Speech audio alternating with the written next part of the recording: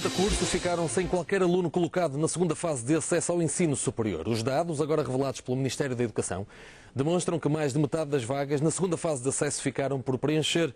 Eram cerca de 20 mil. Os alunos colocados não chegaram aos 12 mil. Grande parte dos cursos sem alunos são da área da engenharia. Quase 12 mil vagas do ensino superior ficaram por preencher na segunda fase. Os resultados foram divulgados esta quinta-feira pela Direção-Geral de Ensino Superior. Havia quase 21 mil vagas disponíveis. Entraram pouco mais de 9.200 alunos, um número que não representa uma grande diferença face a 2011 e 2012. Mas a grande diferença reside no número de alunos que, por exemplo, entraram na primeira fase e não se matricularam. São mais 4.200, o que representa 11% dos colocados.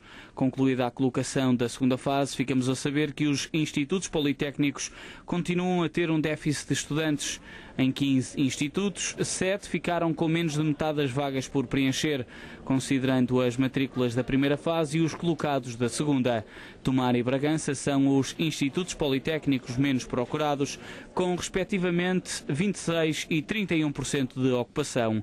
Grande parte das universidades apresenta taxas de ocupação superior a 80%, outras tiveram maior procura em relação à oferta. Ainda assim, um total de 78 cursos, maioritariamente na área da engenharia, distribuídos por 24 instituições públicas de ensino superior, não teve qualquer aluno colocado na segunda fase. Recorde-se que já na primeira fase, as engenharias tinham sofrido uma quebra de procura pelos candidatos.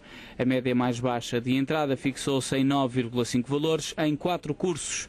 A mais alta, 18,83, voltou a ser Medicina na Faculdade do Porto, seguida de Medicina no Instituto de Ciências Biomédicas Abel Salazar, igualmente no Porto, com 18,77 valores, e Design da Comunicação na Faculdade de Belas Artes de Lisboa, com 18,7. É nosso convidado neste Jornal das 13, o Presidente do Conselho Diretivo da Região do Norte, da Ordem dos Engenheiros, Fernando Santos, a quem agradeço a disponibilidade para vir ao nosso jornal. Muito boa tarde.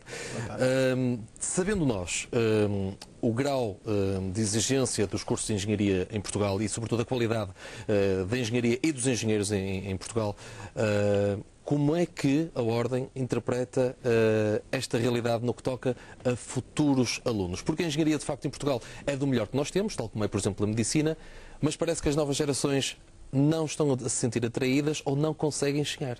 É verdade.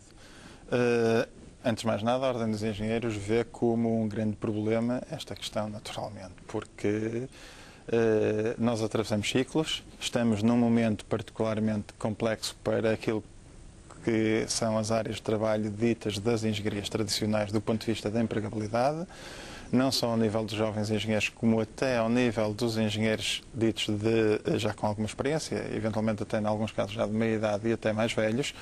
Mas a verdade é que o panorama daquilo que é o indicador do ensino superior e do acesso às vagas disponíveis de engenharia também não nos augura grande expectativa positiva no futuro. Porquê? Porque, sendo um ciclo, estamos convencidos que os engenheiros portugueses vão ser necessários a curto ou a médio prazo novamente em Portugal. E assim sendo, não direi que, e concordo que eventualmente existam vagas a mais no ensino superior para a engenharia, mas também estamos aqui a reparar que a soma da ocupação da primeira com a segunda fase ronda os 25, 30% das ocupações. Foi muito baixo. Foi baixo. Mas acha que há vagas a mais ou cursos a mais? Ou a junção das duas? A junção das duas. E quando estava a falar das engenharias tradicionais, o ciclo ao qual se estava a referir, presumo que esteja a falar da questão da engenharia civil, nomeadamente a falta de verbas para grandes obras públicas. É disso que está a falar? Também. Também, mas não só, não é? Porque a engenharia civil ou a construção civil, as grandes obras de engenharia não tocam só nos engenheiros civis. Certo. Tocam nos engenheiros das ditas engenharias tradicionais, nas minas, para túneis, as diferentes especialidades. Enfim. E, portanto, isto acaba por ser transversal à engenharia. Só as novas tecnologias é que têm uma procura mais reforçada pela expectativa que geram as informáticas, por exemplo, os engenheiros informáticos, por etc. exemplo.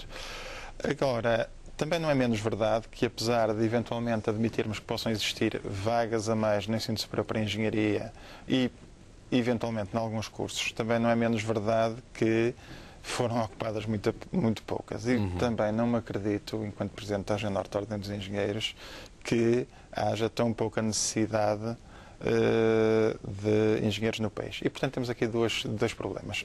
Se calhar temos que ajustar o número de vagas, não tenho dúvidas disso, compete ao Governo, ao Estado, e outra, temos também que reajustar o número de procura. E a nós, Ordem dos Engenheiros, mais do que a oferta, assusta-nos a procura. Porque há aqui uma inibição, eventualmente, face ao momento daquilo que é a eventual empregabilidade, por um lado, e as novas tecnologias a darem atratividade, por outro, mas também existe aqui um fenómeno que é o fenómeno da matemática e da física no ensino secundário. Cada vez mais temos assistido são as disciplinas base, algumas nucleares para o acesso à engenharia. Temos assistido a uma derrocada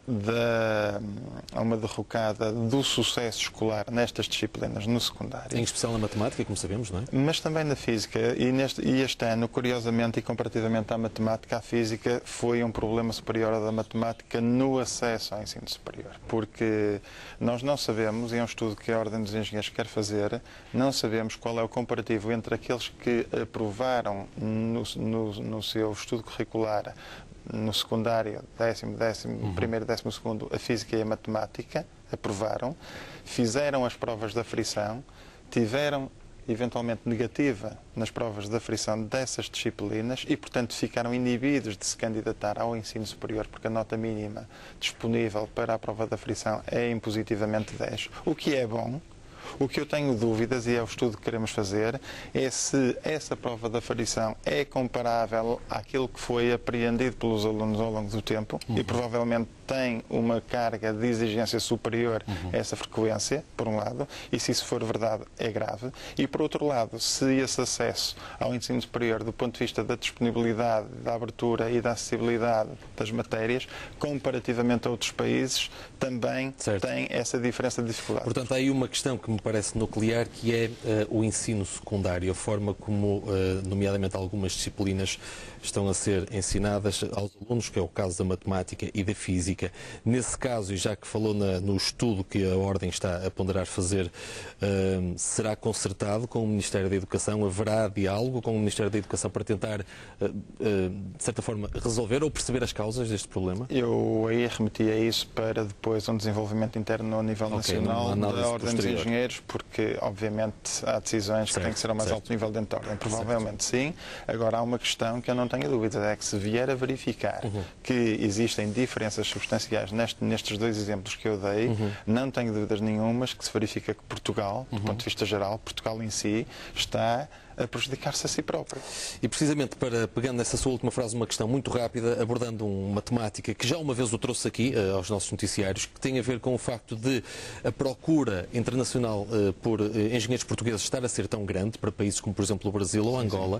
Não seria de esperar o efeito contrário, ou seja, sabendo que há tanta oferta lá fora, não seria de esperar que os jovens se sentissem atraídos para a área das engenharias? É uma boa pergunta, mas eu acho que o conceito inicial está dentro do seu país e depois, quando se chega à profissão, o meio da universidade começa-se a olhar lá para fora. Enfim, não antes. Não antes. Agora, eu não tenho grandes dúvidas de uma questão, é que nós vamos precisar de engenheiros portugueses a médio prazo. Há coisas por fazer e há coisas para manter em Portugal. E, portanto, quando nós precisarmos dessas pessoas, que infelizmente, pessoas engenheiros, mão de obra qualificada formada, que estão a emigrar e que muitos deles não voltam, e que emigrar, um engenheiro imigrante não é a mesma coisa que internacionalizar a engenharia portuguesa, eu acho que nós devemos exportar e externalizar a boa engenharia portuguesa através de serviços e não através da imigração de engenheiros, porque esses não trazem retorno ao país, e que foi um investimento do país, e, portanto, quando nós precisarmos dessa gente, nós não a vamos ter, porque eles já não voltam a Portugal. E vamos ser nós, outra vez, a ter que captar engenheiros, sei lá, do Brasil, do leste, onde for, fazer o inverso. Enfim, eu acho que nós devemos ponderar aquilo que estamos a fazer ao país e eu não posso ir mais longe do que esta sensibilidade, porque, como digo, vamos fazer um estudo, mas entendo e começo a averiguar que o problema do ponto de vista das universidades e da ocupação das vagas, naturalmente que está na nota mínima de 10, mas esse é um problema das universidades, o problema da profissão está além disso e vamos ver que causas para além dessas existem para que haja uma tão pouca procura de alunos para os cursos de engenharia. E vamos aguardar também nós Comunicação Social para depois dar nota desses estudos. Sr. Engenheiro, muito obrigado pela sua disponibilidade para vir ao nosso canal. Muito boa tarde. Boa tarde. E seguimos no Jornal das 13 ainda a falar de educação, os encarregados.